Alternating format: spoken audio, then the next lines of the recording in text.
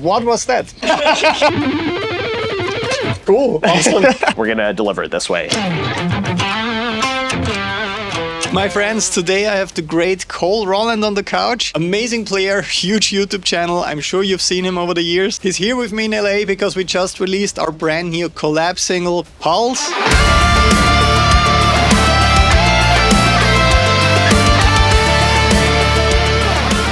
So while I had him in the studio, of course I had to pick his brain about his guitar technique, his guitar playing, signature licks and styles. So hit like and subscribe if you're as excited as I am about this. And let's dive into the video right away. What was that? Basic, like just like your E minor pentatonic, I totally punched your signature guitar there. That's fine. It's still in one piece. No we problem. love it. No problem. Okay.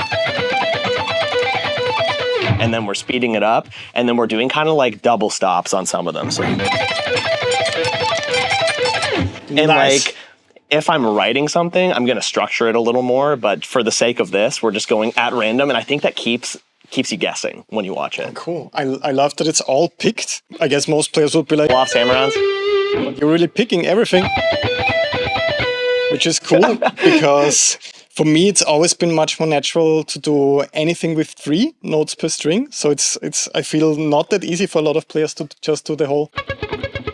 Right. From what I can see with the picking angle, I'm sorry to be a nerd again. Dude, please, that's what this is for. But I feel like because there are 2 strokes and the second one is an upstroke, you're angling the pick a little bit like this so that after the upstrokes you're not stuck in between the strings, but you can actually do something like this. Yes. That's really cool. Man, am I doing that? I'm not even thinking about it.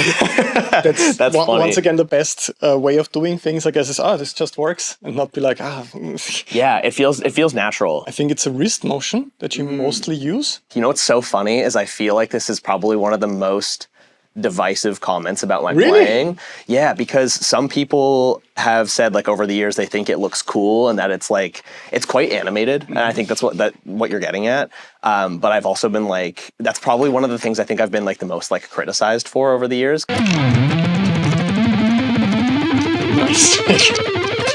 Like that? Oh, cool. Awesome.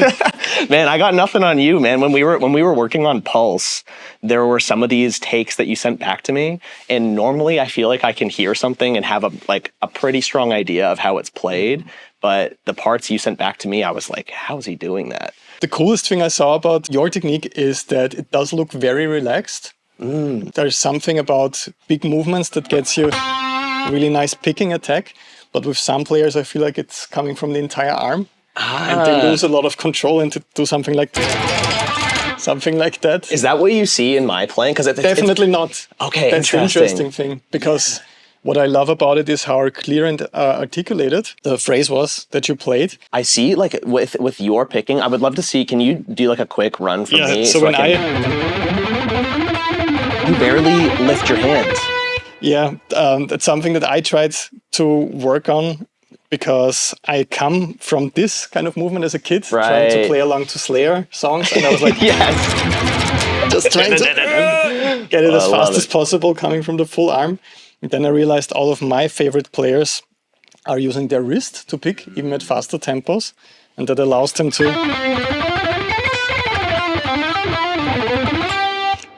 kind of move between the strings without touching or grazing the strings all the time. Yes. Sometimes it just sounds cool if you have more picking attack. I agree. Real quick, my friend, if you enjoyed this video, I promise you will enjoy the song we made together even more. We just released a song called Pulse together.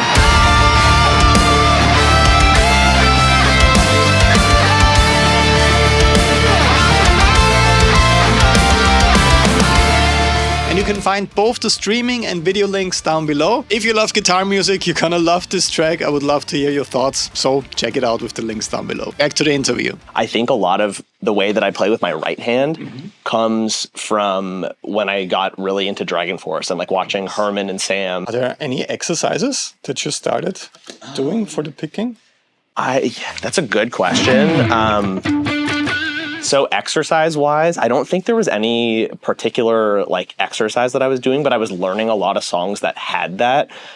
So one of the first major YouTube videos that I did was a cover of Through the Fire and Flames by Dragon Force. Still getting millions of views every year. Thank you, everybody. Nice. Because there's such a vast amount of techniques that they use to deliver a song in that way. I think that kind of forced me into learning how to, how to perform in that exact fashion. Did you ever try anything? Because I feel like when you go for scales and those faster runs, people never really work on just jumping to one of the higher strings after maybe just 1 or 2 strokes, because you're kind of used to playing multiple strokes on one string before you move to the next. I'm sure that there are a lot of Dragon Force lines as well, where you only have 2 strokes on one string or 1, and then you switch to the next one. Yes. So I feel like something super simple that has helped me is just a chord shape. And doing something like that, instead of always just doing that stuff. Dude, I think that's a great way to kind of try something totally different too. I think that's something a lot of players default to, like you said, just kind of like doing like that type of like 3 notes per string or 4 notes per string like type of scale run. Something I really love that you do, and you demonstrated it like a couple minutes ago, is you have this really smooth hybrid technique where you go between like very fast, precise alternate picking, but then you can flip into like a legato and like in and out of it. And I'm pretty sure that I hear you doing a good amount of that in Pulse, and that's some of the stuff that like in like the first or second verse I listened to and I was like, that is delivered beautifully. Oh, cool. So yeah. That's one of the mistakes that I made when I went into a more structured kind of system with practicing guitar, where like 15 minutes of alternate picking, 15 minutes of legato, 15 minutes of sweep picking, which is nice when you're practicing. But then my solos started to sound like that. Like, I start with an alternate picking run, then only sweep picking, then only legato. So that's something I've been trying to work on, to be like, you can also do a little bit of that and then go into that, and then so that it's less like an exercise. I totally know what you mean. Did you feel like man, this is why you're such a beast of a player. Did you feel like that was kind of making your writing feel like a little too rigid, and you're like, oh man, I want it to feel maybe a little more like natural in like certain places, and then being able to like flip in and out of like a melodic piece, give it time to breathe, and then come back in with like some crazy shred part, and I think it gives it like some good dynamics to the song. Exactly.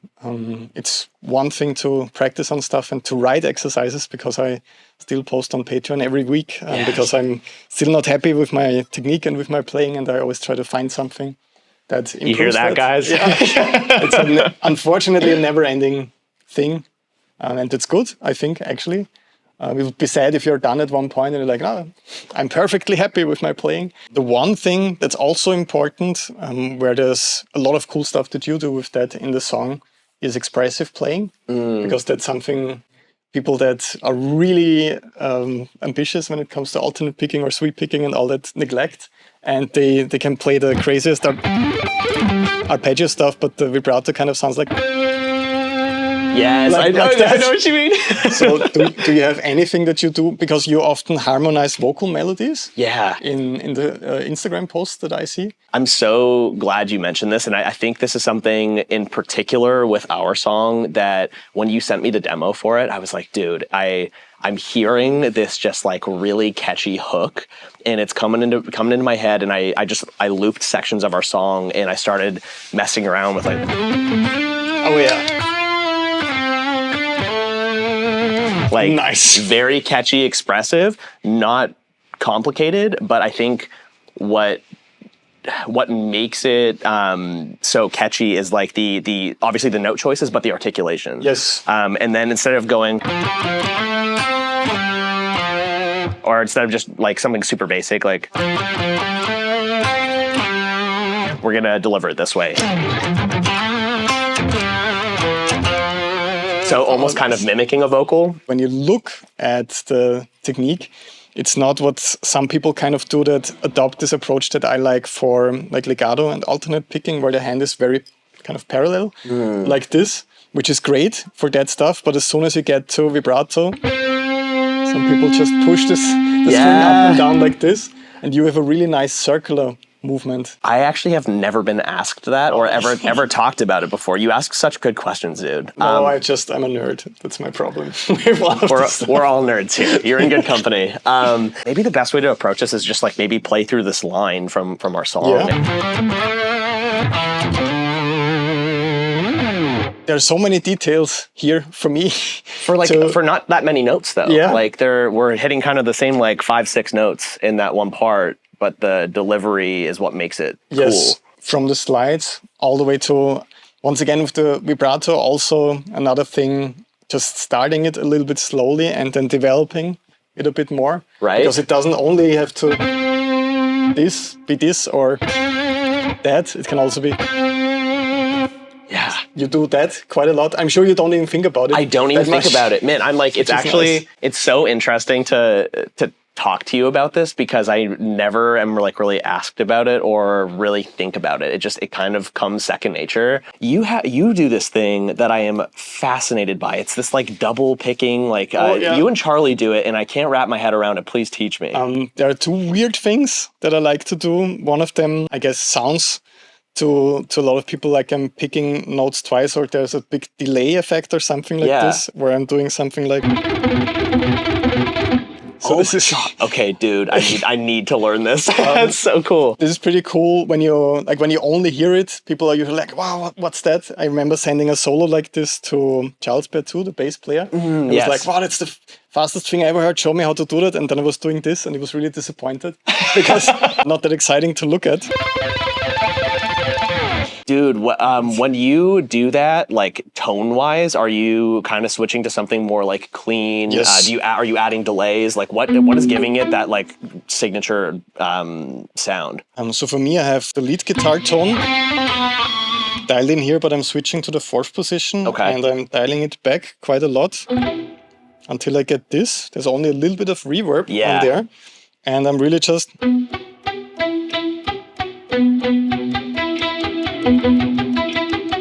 doing this. The reason why that is so cool. Sounds pretty cool when you speed it up. It's because I really focus on not doing this. Just playing with the body movement too. Yeah, arpeggiated chord. I'm really trying to play the exact note values.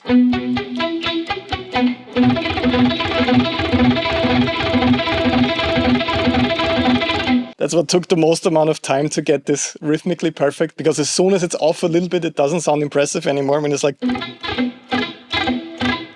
Right. And it's played like this. So it's like so much about the note values. Like if they're like too kind of like meshed in together, it doesn't give that like impressive sound. And the other thing that Charlie Robbins is a master at is the whole selective picking thing, where it's just, or Tosin, of course, I think he came up with that, where it's just one picking stroke and the rest of the strokes are hammered on. Where it's something like this. The selective, that was the name I was trying to think of, and that's, okay, so are you hitting essentially doubles of like a certain note, and that's what it's giving that? So like how you can play like... Ah, yeah. So this is similar also, to that? Also that's something I do for the other one, because I'm often repeating the highest and the lowest note. So that's why that sounds weird, I guess, as well. That's so cool. And for this one, you can do the same thing. Like if you're playing open string right here, you could pick it. Or hammer it on. And then hammer it at the same. And it's technically the exact same note, but it sounds different. I've got one more. Oh! I remember watching Andy James on EMG TV, and he has this song that is just an absolute monster to play called Angel of Darkness. Feels like sweep picking meets hammer-on pull-offs and slides. It's so interesting. It sounds like this. That nice. Speed that up. Oh, that's cool. Pretty cool. Okay, that looks amazing, but it sounds cool as well. Right? And that is like, I cannot take credit for that lick. That is absolutely an Andy James masterpiece of a lick. But I've taken that and like shaped it. I use it in my song Rust with Dance with the Dead. A really creative way of playing more arpeggio style licks, because when most people learn the whole sweep picking thing, they just do. They just do this one shape up and down and up and down and up and down. And with this one, there's a lot of movement in there, and you're accenting the chords, and it sounds much less like an exercise. That is hard. I just hope everybody enjoys the song. I'm really proud of what Bernd and I were able to put together. This is, like I said, our first time that we've gotten to finally hang out in person after being internet friends for many years. Oh yeah. Both of us now live in the US and we can make collabs like this happen. So if you guys love Pulse and you love what we made, please add it to your playlist and crank it up to 11. Do it now. Thank you so much. All right, my friend, let me know in the comments down below who you would like to see on the channel up next. And make sure to subscribe so that you don't miss it. Over 80% of you awesome people are still not subscribed to this channel. If you haven't listened to our collab song Pulse yet, you can find the streaming link and the music video link down below. And thanks for watching until the end. See you in the next one.